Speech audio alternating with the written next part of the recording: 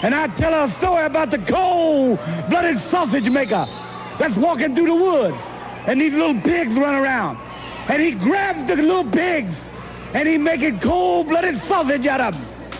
But always in that story, when she's scared and her eyes are big as silver dollars, the American dream comes and saves the little piggies. But in this case, I am the cold-blooded sausage maker. This is Sam. And this is Southpaw.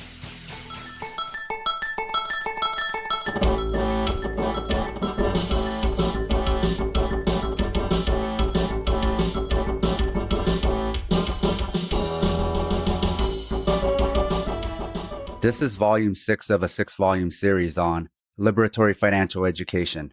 This series took a lot of time and effort, so if you like it, please support us on Patreon. You can find the transcript for this episode along with a supercut for the whole series there as well. If you want to make a one-time donation, you can do so on Ko-Fi. Financial Education, How the Sausage is Made, Volume 6. Ladies and gentlemen, the world television champion, the American dream, Dusty Rhodes. Dusty, welcome. I am the cold-blooded sausage maker. Cold-blooded sausage maker. Cold-blooded sausage maker. I am the cold-blooded sausage maker. Cold-blooded sausage maker. Cold-blooded sausage maker. This is going to cease to exist. It's going to stop now. I don't play no game. And I don't take no prisoners. The rest of these financial questions are all about cryptocurrencies and meme stocks. Evan writes, Dear Sam, Bitcoin, Ethereum, and Dogecoin. What makes them different? Dear Evan, Bitcoin was the first cryptocurrency and successful blockchain. Unfortunately, that means though we recognize it as the first truly digital currency that went from valueless to tremendous value, we miss a more significant landmark, a technological solution to a security problem no one thought could ever be solved. Though Bitcoin now is seen as a new type of capitalism, Bitcoin relied a lot on the work of David Graeber and anarchist decentralization. There's an old saying, you can kill an anarchist, but you can't kill anarchism. The reason you can't kill anarchism is because it's decentralized. How can you apply this to information? You can hack one computer, but you can't hack all the computers. You also can't steal information you already have. So unlike how most businesses run on secrecy, Bitcoin's answer was to keep no secrets, then decentralize it. The code was available for anyone to use and copy. The host for the Bitcoin blockchain was anyone with a computer. Rather than a centralized host, it was decentralized collective hosting, hosted by users. Bitcoin miners that you hear so much about aren't the hosts. Instead, they're the digital programmers who update the file but don't host it. It's like me letting you edit my Google Doc. Initially, mining too was open to anyone with a computer. Over time, only those with gaming computers were able to mine. As gaming computers, specifically graphics cards, got faster, the requirements for mining increased. That doesn't mean you necessarily need the fastest computer. It just means the fastest computers will get more of the Bitcoin rewards. Bitcoin piggybacked on the already existing technology and market for gaming. However, Bitcoin's creators saw no way to prevent gatekeeping with mining, which is why they separated hosting from mining. The hosts are known as nodes, and you can run a node even on an inexpensive smartphone. Whenever there's been conflict between the miners and hosts, the hosts have won because there are more of them. This is because hosting has less barrier to entry than mining. This is all by design. So how do we get other cryptocurrencies? I mentioned how Bitcoin is a public technology with no owner and no copyrights. Litecoin came about from someone copying Bitcoin's code and renaming it. That's okay to do because no one owns a patent to Bitcoin. It has no intellectual property. You might not be able to buy a Bitcoin, but you can, however, have its code and make your own. It's like not being able to buy an expensive computer program, but the company lets you have the code for free with no strings attached. It would be like Coca-Cola giving everyone their formula. Then you wouldn't be making a facsimile or something similar, but the real thing because it's the same thing Coca-Cola makes. You could even call it Coca-Cola if you want. Litecoin gave itself a new name only out of respect to Bitcoin. Still, there have been issues where identical cryptocurrencies have attempted to use the same name, but rather than being decided in court, since these are public goods, it's determined by the court of public opinion. Users don't want to have two cryptos with the same name, so they decide to call one of them something else, and it sticks. Much like how it works in grade school when two people have the same name. Lately, cryptocurrency creators won't use the same name to avoid the hassle, rather than because of any legal ramifications. What is Dogecoin? A copy of Litecoin, which is a copy of Bitcoin. Ultimately, they're both copies of Bitcoin with some modifications. Bitcoin's code is available to the public so that people can use it. Ethereum is also a copy of Bitcoin, just as all blockchains are a copy of Bitcoin. What makes Ethereum unique is not only does it allow you to copy their modified code, but it also has within its code a way for you to adapt it. Ethereum is customizable.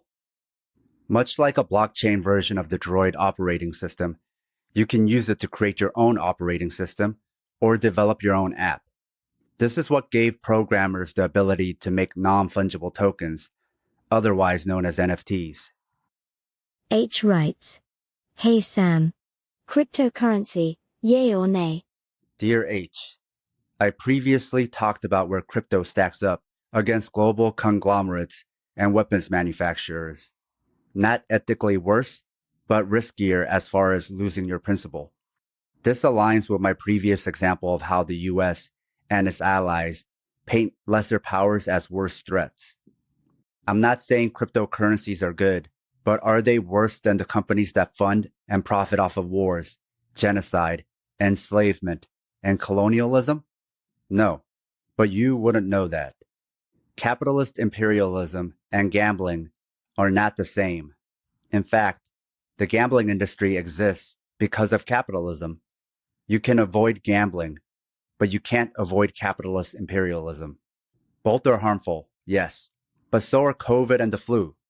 Should you equate the two as being the same? No. Does comparing the two have seismic ramifications?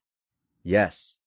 Socialists and liberals can understand there are differences in risk, scale, severity, and harm when it comes to diseases. It doesn't take them much effort to recognize COVID-19 and the flu are both harmful, but not the same. In fact, the comparison is unfair and misleading. This is why anti-vaxxers do it. And we've seen the devastation caused by this false comparison. Where many liberals and socialists fall short or act in the same bad faith as anti-vaxxers is when applying false comparisons to other socio-political realities. COVID-19 is not the same as the flu, in the same way a country that has bases and direct influence across the globe is not the same as a country that doesn't. Equating the two is just as manipulative as anti-vaxxers equating COVID with the flu, just as manipulative as comparing the racialized world with the bar for white society. This assumes capitalism is a free and fair marketplace where everyone is equally competitive and on equal footing. This delusion is consistent if you're a capitalist, but self-defeating when you're not. False comparisons such as these devastate the world. Now, should you buy a cryptocurrency? And notice here, even to buy crypto, you have to use the US dollar, which goes back to scale and hegemony. And who's really in charge of everything? Even in thinking about Bitcoin's price and market cap is from the gravity of the US dollar. Before asking what should I invest in, you first have to ask, do I have money to invest? Did I take care of my debts? Do I have emergency savings? Did I maximize my retirement? What about miners' accounts? Crypto falls into non-retirement investing. How much do you want in crypto versus stocks and ETFs? So far, you should have noticed a pattern emerging. What makes many investment accounts attractive isn't the promise of growth, but mitigating risk. In contrast, Crypto's selling point is that it won't bother mitigating risk. It only cares about growth. Much like robo-advisors, it's about your personality. Crypto is only for certain personality types. Do you have that personality? Because buying crypto is no guarantee that you will make money. Since you can't know if you'll make money or not, then what would make this the right decision? If you happen to be someone who likes the idea of owning crypto, not necessarily that you like gambling, but that you like being different. You'll already notice this among the people you know in crypto. What made crypto so popular among small investors was that it always had fractional investing and no minimums. You can actually invest $1. Make an informed decision. If you have money available for crypto investing, be honest with yourself about your personality. Being different means being independent. That means you're okay not only with the risk of losing your money, but of getting hacked, locking yourself out of your account, or making permanent mistakes. I can't say if you're someone who always needs help or has lots of questions when starting something new that you shouldn't do crypto. What I can tell you is crypto doesn't have any help or assistance. You're on your own. This isn't literally true. There are services and FAQs and online support, but it will be nothing compared to what you usually get in real life. You also won't find experts among your friends. Furthermore, real life is awful at helping, and this is even worse. Everything you do in crypto is permanent. A crypto can even permanently vanish, and you will have no one to turn to. People lose millions of dollars of crypto every year. Not stolen or out of business, just lost. With money or other assets. You might try to hide it, but you can't lose a stock or a house. You can lose crypto. Though risk also exists in the stock market, stock investors are much more prepared. In contrast, many crypto investors are not just new to crypto, but new to investing, period. This raises another critical question. Should your first foray into investing be crypto? Let me put it another way. Should your first time swimming be at the deep end of the pool? Furthermore, are you good at figuring out new apps or social media platforms?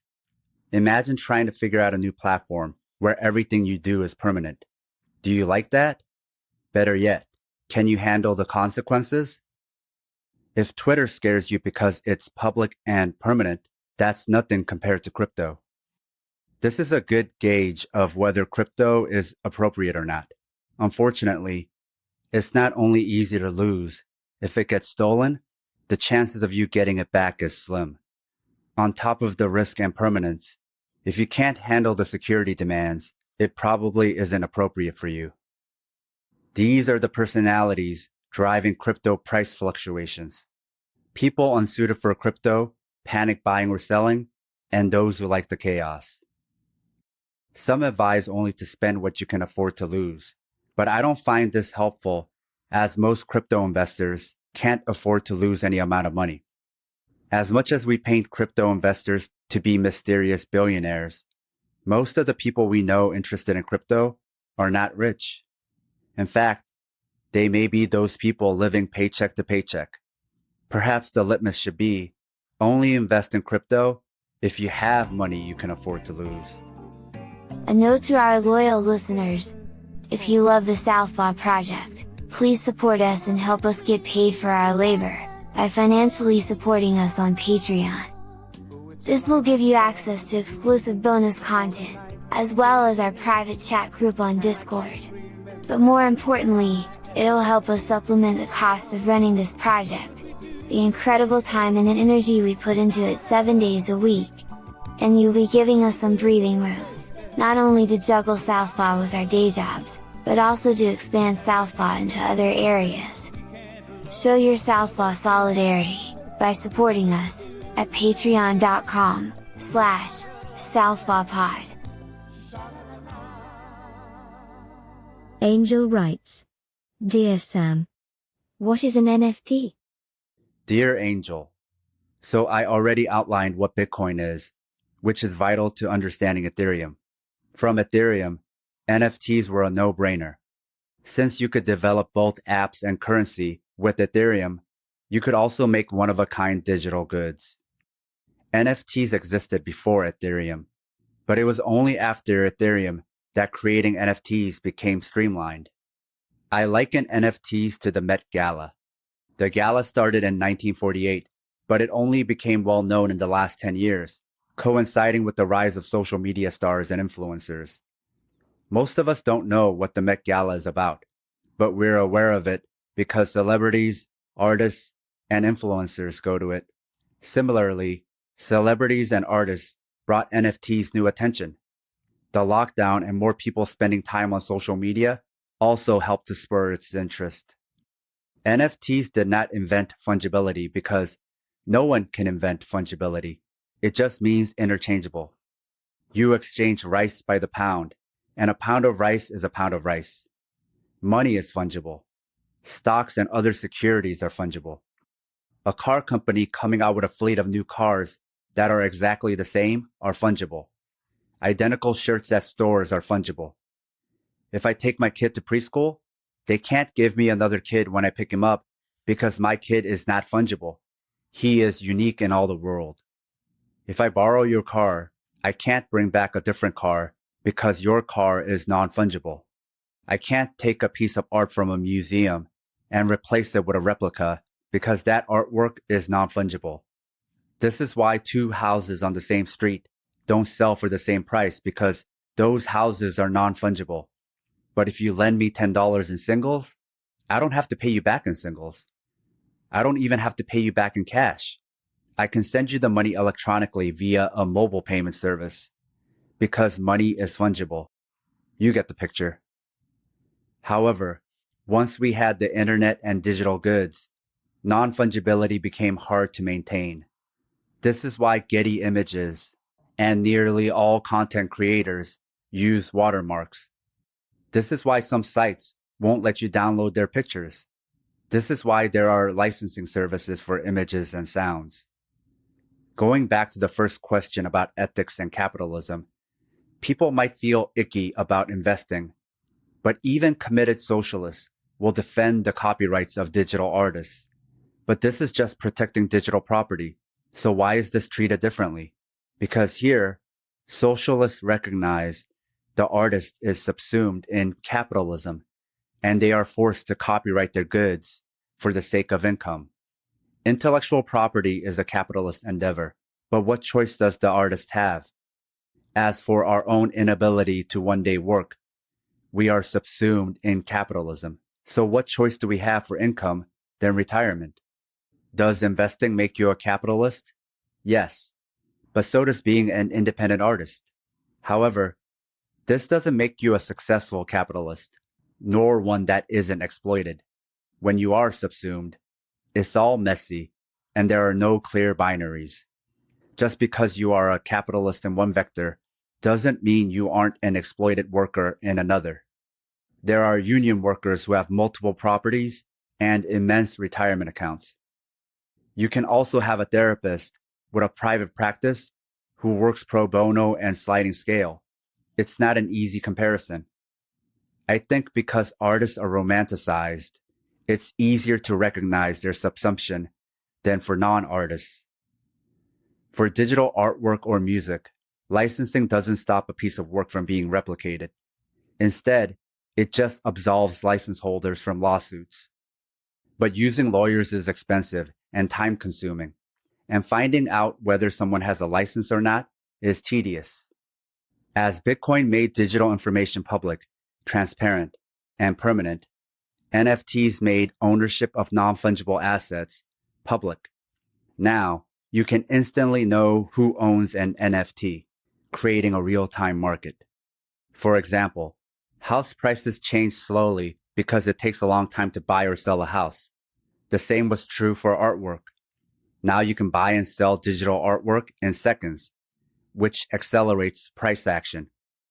Suppose you could buy and sell individual houses on the stock market.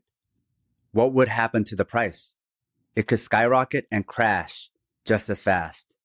But if all the homes on your street kept selling for higher prices, it would also drive the price of your home up even though these homes are non-fungible. This is what's happening with NFTs.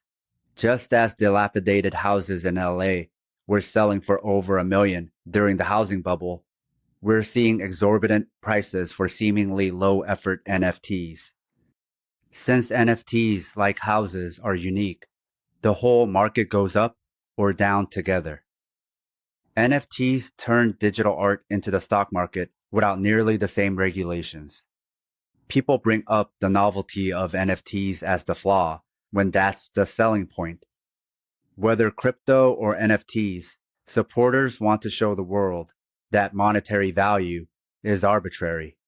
Detractors will point to NFTs and crypto and say the price is make-believe, while crypto supporters are saying the whole capitalist system is arbitrary. Otherwise, how could NFTs exist under capitalism unless capitalism not only allows it, but promotes it? It's mocking capitalism with capitalism, which is why you might see various political alignments involved in the crypto world, just as various different political leanings will engage in trolling. Crypto is capitalism without the imperialism, which is why individual capitalists like it more than countries. John writes, Yo Sam, please explain to me what happened with Gamestop. Dear John, so remember what I said about gamified trading platforms, no trading fees, and fractional investing? Gamestop was the culmination of all those changes. It's hard to imagine, but years ago, you had to pay every time you wanted to buy or sell a stock. Years before that, you didn't just have to pay, but you had to call someone if you wanted to place a trade. All of these hurdles created a barrier to trading. Now you can trade in seconds with no trading fees. You also don't need to buy a whole stock. You can buy fractions. This brought more volatility to the entire stock market. There is now no such thing as too much trading and no stock that is too expensive. Also, don't forget about trading bots. Another feature of these platforms is leverage trades. You can borrow money to buy stocks. You can also execute options contracts for even more leverage. That means someone with $10 can now affect the stock price as if they had $1,000. It didn't take long for people online to collude and pump the price of a particular stock. A lot of this took place through message boards, chat rooms, social networks, and memes. Once you've built enough momentum, bots come in and increase the momentum. These are the meme stocks. But all pumps are followed by dumps, both caused by the same group. The first ones in are the first ones out. The people who cause the pump wait for an exit price. Maybe a stock was $1. Then they decide 100 is when they get out. As they get out, other people who got in early follow suit because they've also made a lot of money. You don't cause a pump planning to stay in forever. You only did it to make money, and now you can make money. If you're the last one out, you lose money.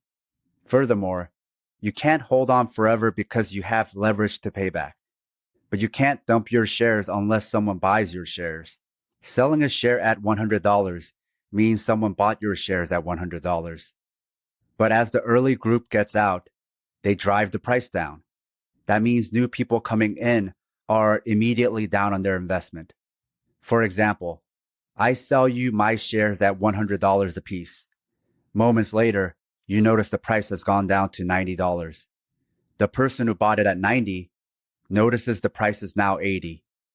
It's the difference between buying on the way up, the pump, versus buying on the way down, the dump.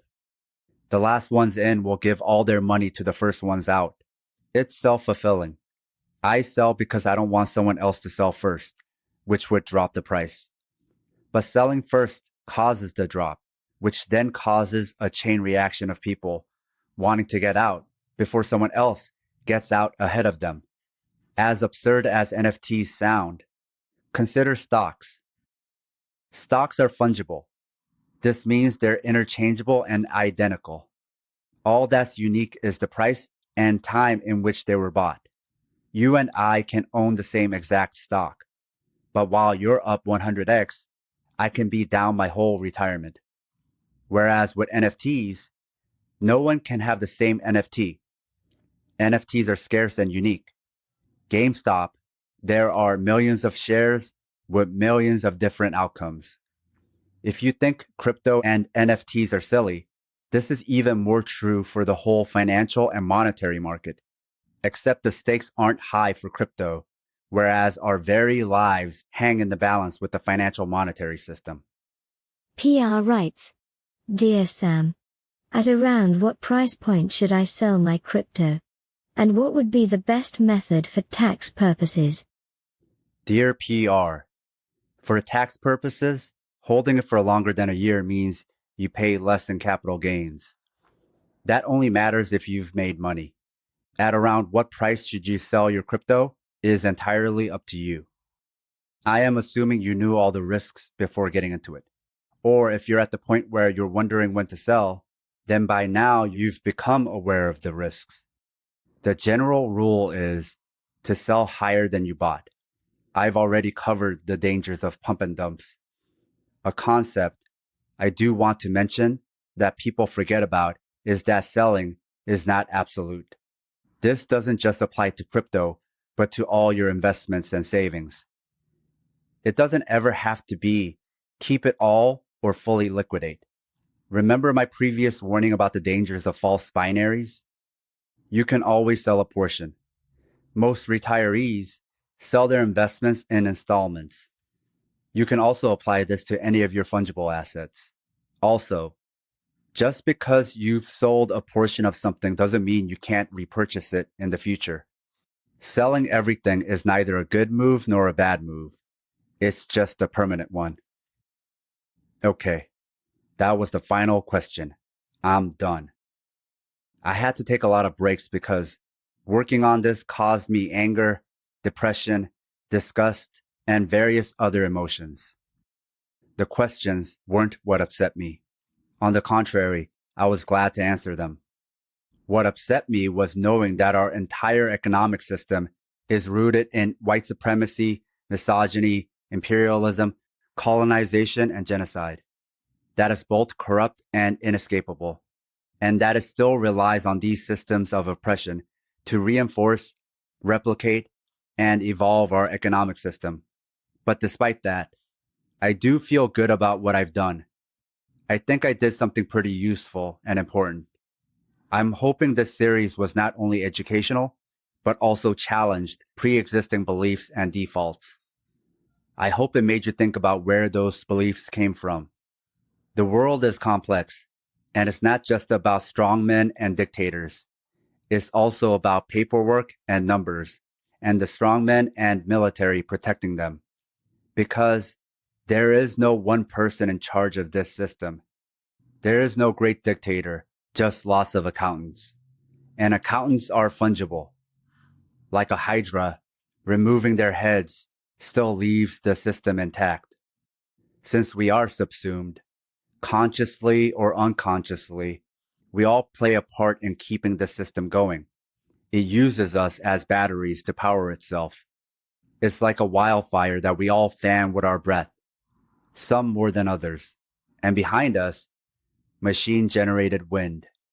No one person or group fully controls it or can even predict it. And while we burn and the rich roast marshmallows, there's a chance they'll burn with us as well, because we live in a giant bubble called Earth.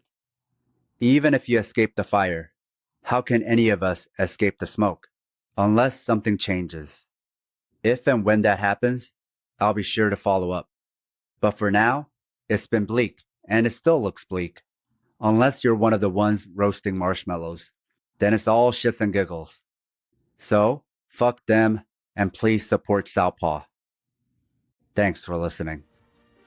If you want the transcript for this series, or a supercut of all the episodes, it's now on Patreon. Ladies and gentlemen, the world television champion, the American dream, Dusty Rhodes. Dusty, welcome. I am the cold-blooded sausage maker. Cold-blooded sausage maker. Cold-blooded sausage maker. I am the cold-blooded sausage maker. Cold-blooded sausage maker. Cold-blooded sausage maker. This is going to cease to exist. It's going to stop now. play no game. And I don't take no president.